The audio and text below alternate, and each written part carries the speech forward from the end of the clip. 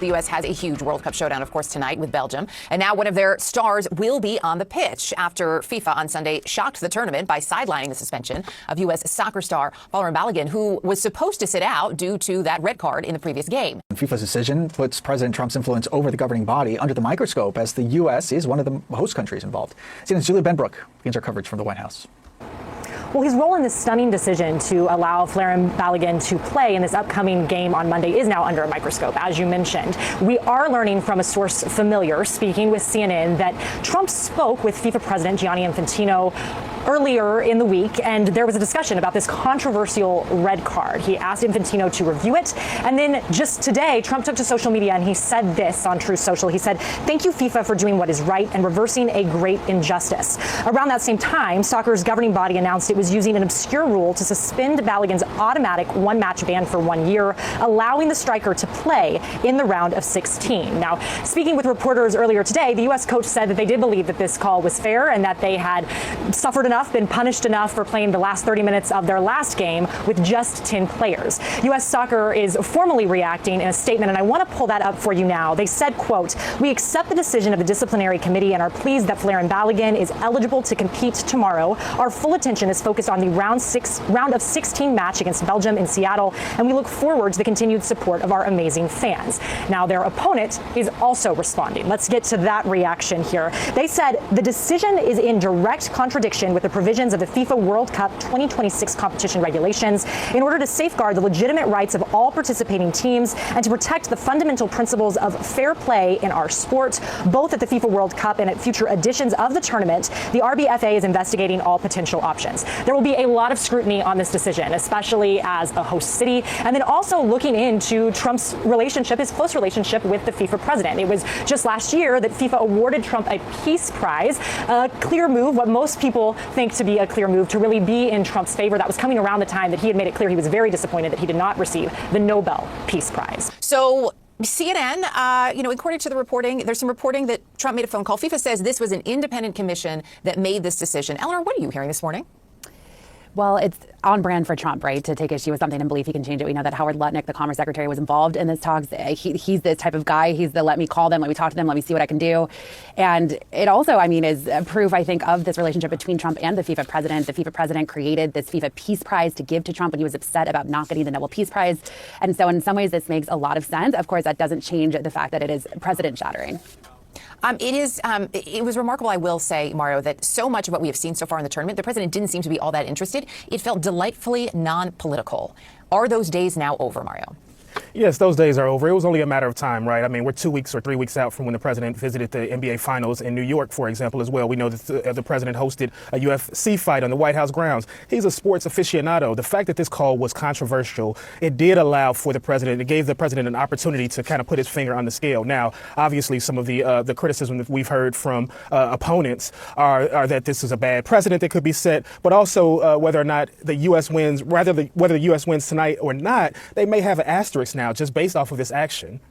In terms of that asterisk, it's interesting, I think, some of the comments that we heard from fans. Certainly we heard, coaches, managers speaking out here, but CNN spoke to some fans as well. Just take a listen to their take. You really want to hope that that's not the case. But with all the rumors about the FIFA president going around and the fact that Trump's got his nose in everything, I wouldn't be surprised. Everybody gets a red card. Everybody has the right to go to the president and ask for help. I don't know. Maybe there's some favored nations. When we look at where we are at, Joey, Mario mentioned there's a question of whether this taints things. How does the White House look at this? Is this exactly the outcome that they may have wanted, that President Trump would want, to be able to say, oh, I picked up the phone?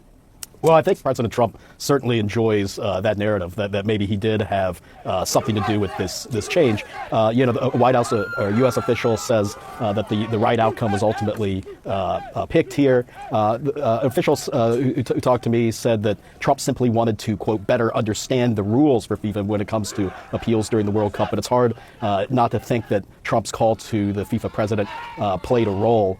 But yeah, as others have said here, Trump loves nothing better than to use his contacts and to show that he can get a quick result. But yeah, it's enraged Belgium in the process. And if the U.S. does win, I think you're going to see that ramped up further, especially if he were to score a goal tonight. So FIFA's decision here means the Americans will, of course, get their leading scorer back for this pivotal round of 16 showdown with Belgium tonight in Seattle. Balogun posting this image of himself, no caption, shortly after learning he would play. Meantime, the Royal Belgian Football Association said in a statement they are investigating all available legal or all potential legal options. Joining us now, Roger Bennett. He's the founder of Men in Blazers Media Network and author of the book We Are the World Cup, a personal history of the world's greatest sporting event. It's great to have you here. So as I mentioned, the Royal Belgian Football Association, they had also said they were astonished, currently investigating all potential legal options. And then we just heard this morning from the United European Football Association, which is the governing body of soccer in Europe, expressing our disbelief in such an unprecedented, incomprehensible, and unjustifiable decision.